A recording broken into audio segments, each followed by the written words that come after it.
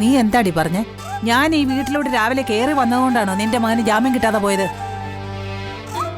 ആണോടി? ആ, ചിലപ്പോ ആയിരിക്കും.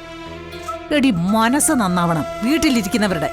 എന്നാലേ മക്കൾക്ക് സൽഗതിയുണ്ടാവും. സകല മനുഷ്യരോടും കുശുമ്പും കുഞ്ഞായ്മയും അസൂയയും സ്പർദ്ധയും ഏഷണിയുമായിട്ട് നടക്കുന്നവളല്ലേ നീ? എന്നിട്ട് അതിന്റെ ശിക്ഷ മുഴുവൻ അനുഭവിക്കുന്ന നിന്റെ മക്കള്. നിനക്കങ്ങ് ഞെളിഞ്ഞു നടക്കാം, അവരുടെ ജീവിതം പുകഞ്ഞു പോകുന്നേ. ആ, പുകഞ്ഞു പോട്ടെ, നിങ്ങൾക്ക് നഷ്ടമൊന്നുമില്ലല്ലോ. എനിക്ക് നഷ്ടമുണ്ടടി. ഈ കുടുംബത്തിന്റെ മാനം കാക്കേണ്ടവനാ ജയിലിൽ പോയി കിടക്കുന്നത്. ഈ കുടുംബം നിലനിർത്തേണ്ടവനാ. നിനക്കാ നഷ്ടമില്ലാത്തത്. പട്ടി പ്രസവിക്കുന്ന പോലെ 2 മക്കളെ പെറ്റു. അതുങ്ങളെ നേരാവണ്ണം വളർത്താതെ വഷളാക്കി വിട്ടു. ഞാൻ എന്ത് ചെയ്തെന്നാ നിങ്ങൾ ഈ പറയുന്നത്?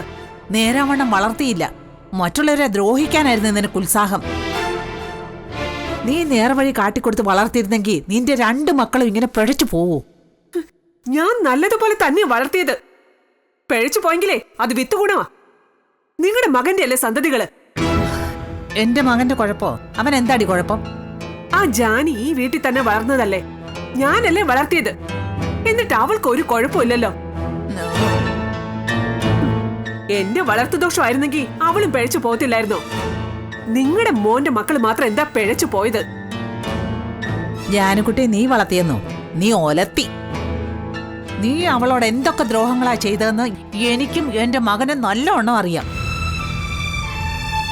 എന്നിട്ടിപ്പോ അവള് നന്നായി എന്റെ കേമത്തെ നിനക്ക്.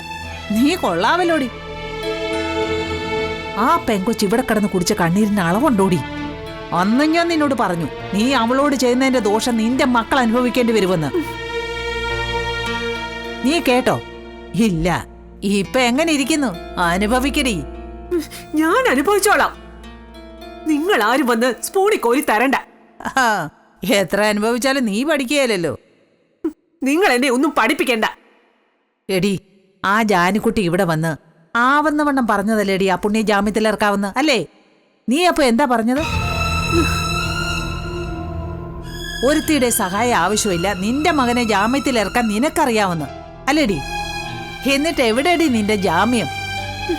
ആ മജിസ്ട്രേറ്റ് ഒരു കോന്തൻ. അയാൾക്ക് വല്ല വിവരമുണ്ടോ? എന്റെ കയ്യിലെങ്ങാനും കിട്ടണോ അയാളെ? മജിസ്ട്രേറ്റിന്റെ കുഴപ്പമൊന്നും അല്ലടി, നിന്റെ അഹങ്കാരവാ. അതിന്റെ ഫലമാ നിനക്ക് കിട്ടിയത്. ഓ, ദൈവത്തെ ഓർത്ത് കീരി മാമൊന്ന് അടങ്ങിയിരിക്കൂ.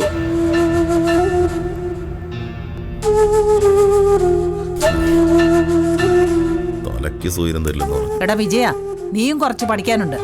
ഞാനിനി എന്ത് പഠിക്കാനാമേ? പെൻഷൻ പറ്റിയില്ലേ? പഠിച്ചതൊക്കെ മറക്കുക. എടാ, ജീവിതത്തിൽ ഇന്നേ വരെ നിനക്ക് നിന്റെ കെട്ടിയോളെ നിലയ്ക്ക് നിർത്താൻ പറ്റിയിട്ടുണ്ടോ? ഇല്ല. പെൻഷനും പറ്റിയല്ലോ. ഇപ്പോഴെങ്കിലും നിനക്ക് അവളെ നിലയ്ക്ക് നിർത്താൻ പറ്റുമോ? എൻ്റെ അമ്മേ, ഇനി കുറച്ചു കാലം കൂടിയേ ഉള്ളൂ. അതെങ്ങനെയെങ്കിലും ഞാനൊന്ന് ജീവിച്ചു തീർത്തോട്ടെ.